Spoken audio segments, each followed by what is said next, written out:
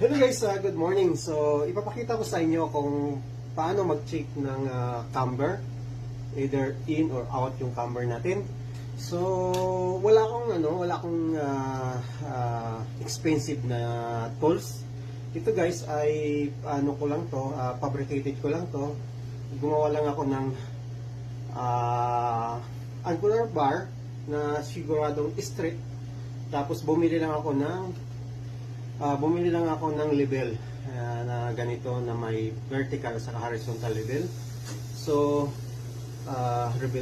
just only a simple guys tools, pero mapakinabangan nyo to. Hindi na kailangan bumili pa ng mga mamahaling tools para to be creative lang tayo guys, kasi mahal din yung pag bumili ka ng mga computerized na tools. So ito lang guys, ganun na kasimple. So itapat mo lang yan ganyan.